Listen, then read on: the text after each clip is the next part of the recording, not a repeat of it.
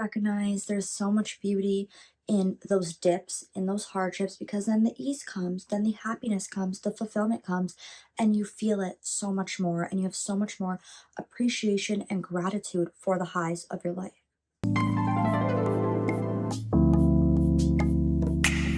Hello, my loves, welcome back to the channel. So today we need to talk about something that's really been trending, the fall lock-in. The Great Fall Lock-in, which is basically the intro to the winter arc. It kind of sets you up for the winter arc. And if you're not familiar with what the winter arc is, it's basically when you really just lock in on your grind, the gym, your diet, your faith, school, everything, work. You're just getting everything done. And honestly, I feel like it's really motivating, especially when the online community makes it like this whole big thing. It's one of those trends that is beneficial to you. So if you feel guilty for not locking in, I would say it's a pretty good thing. Summer's over, we've had our fun, we got to really engage in our social lives, and now that those few months are over, we need to really lock in. We're entering a new season, and this is the perfect time to have new goals. Just really give yourself that fresh start.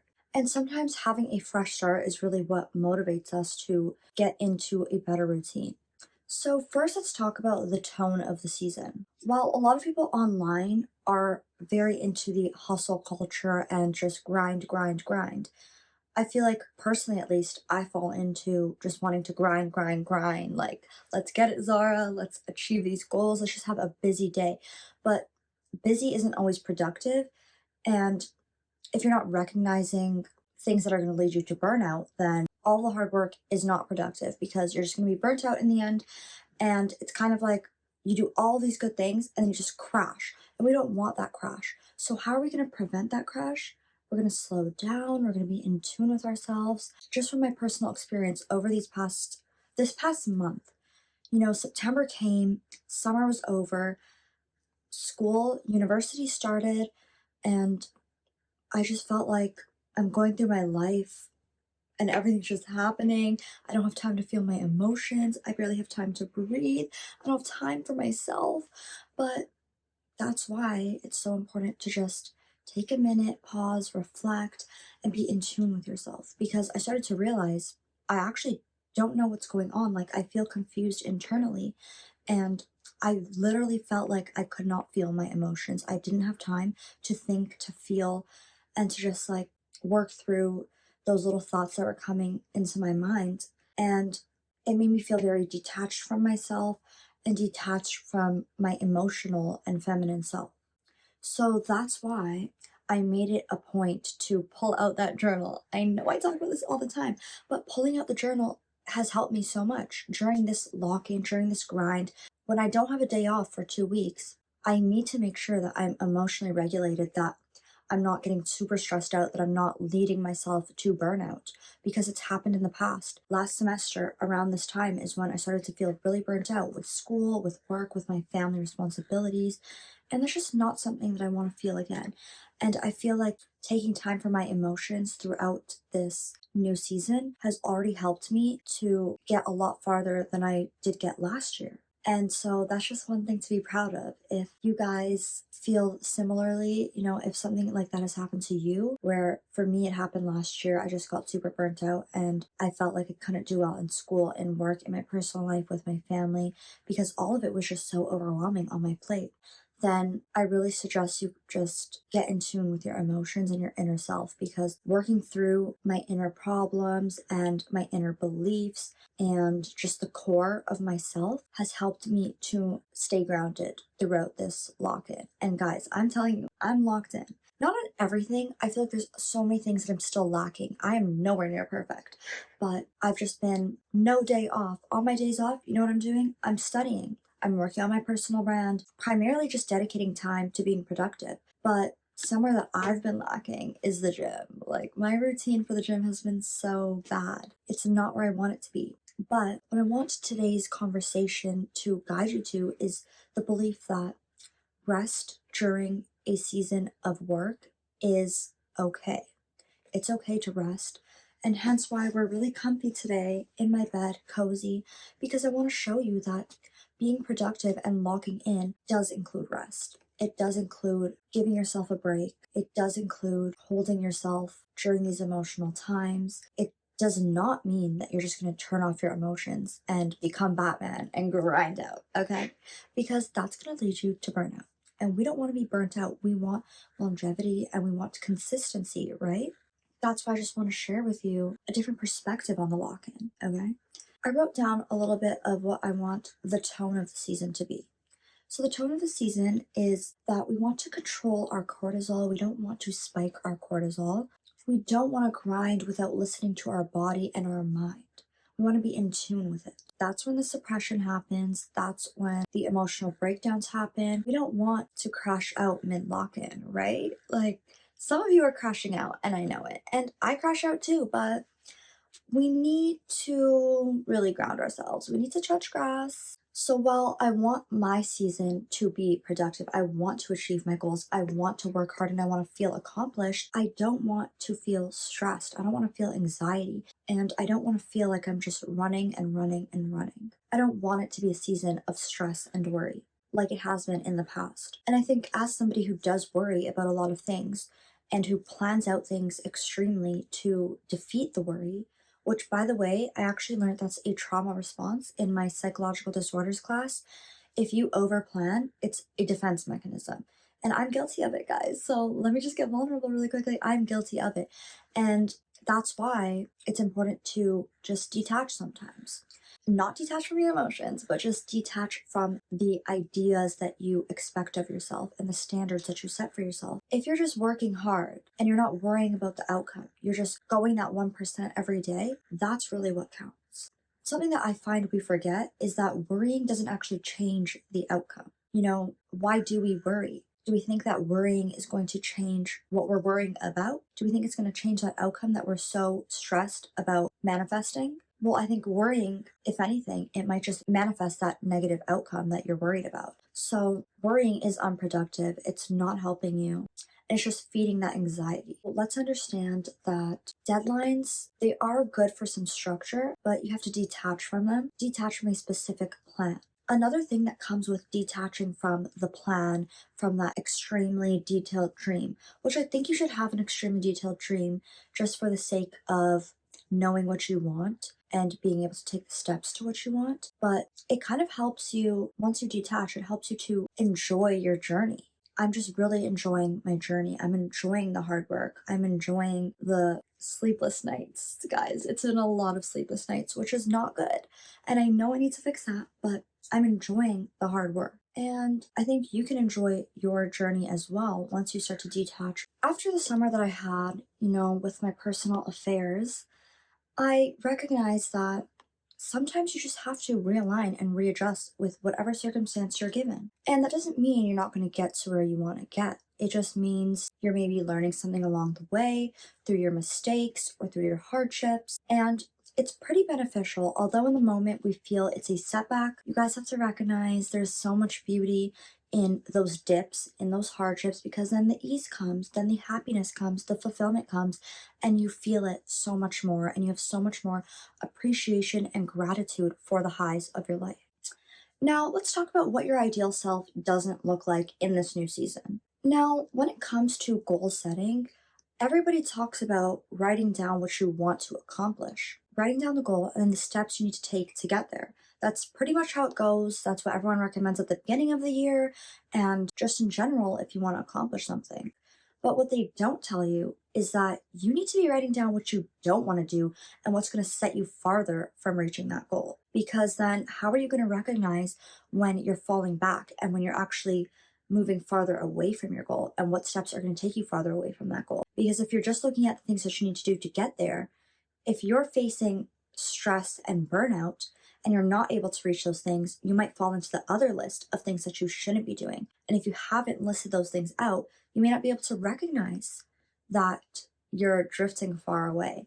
And I think that's how we get into very far places from where we want to be. So that's why this month, instead of writing down for my lock-in just the goals that I wanted to accomplish, I decided to write down what meeting those goals would not look like and what are steps that are not towards my ideal self and my ideal lifestyle, my ideal habits. And I feel like this is actually a component which factors into motivation and your progress. If you don't see this other side, then you're not going to be able to progress. So it's just about reflecting upon those contrasting steps in your journey. So what I did is I took the goal, I wrote it down, and then I wrote down the actions, the thoughts, and the behaviors that don't align with that goal. So things that may disrupt that goal or push me farther from that ideal identity. And honestly, this has mentally instilled a better understanding, and it's made it a little bit easier for me to make harder decisions that get me towards the goals that I want to accomplish. Whereas before, I guess because I didn't write down the negative sides and the contrasts of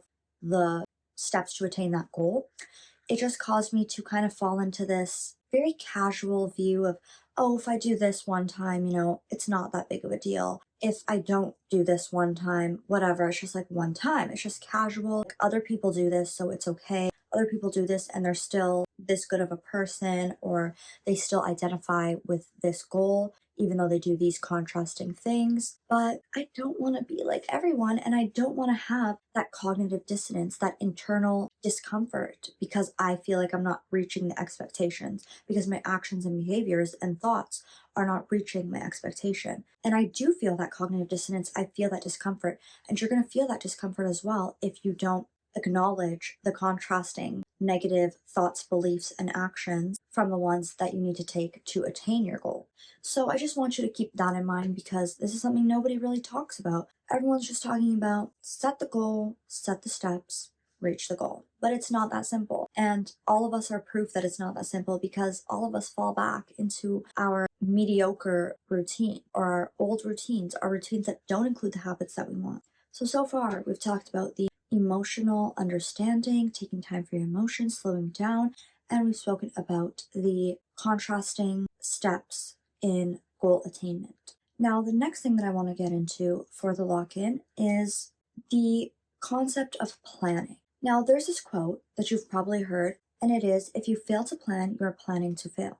So that's why right now, grab your pen, grab your paper, or just go on your notes app, and you're going to write down 3 different things. You're going to write down the physical actions that you want to accomplish during your week.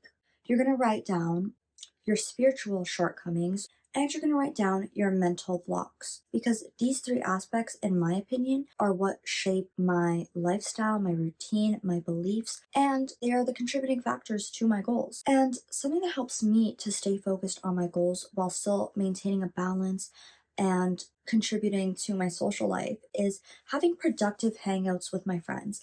Now, I just love having friends who align with me. Like, alhamdulillah, thank you God for these friends, because I'm able to go to the gym, go to the mosque, have a little journaling date, and these are all things that I need to do. And so it makes it easier to balance my time when I can do these things that are on my list, on my schedule with my friends. It's like a 2-in-1, killing 2 birds with 1 stone. So I suggest, if you have friends who maybe don't seem like they're very interested in these type of things that you need to get done, these productive habits, such as going to the gym, going to worship God, or taking time for your emotional self and journaling, then why don't you just introduce your friends to these things? Because what's the harm? It's just going to either show you whether you're aligned with them or not, and it may even open a window for them as well. And I think this also gets you in check with who's in your circle. Are the people in your circle aligning with you, or are they kind of far from where you want to be? And another benefit of this is that it helps fight that tendency to want to isolate when you're trying to just lock in and grind and get through the season. So this way you can make time for the people you care about while still being productive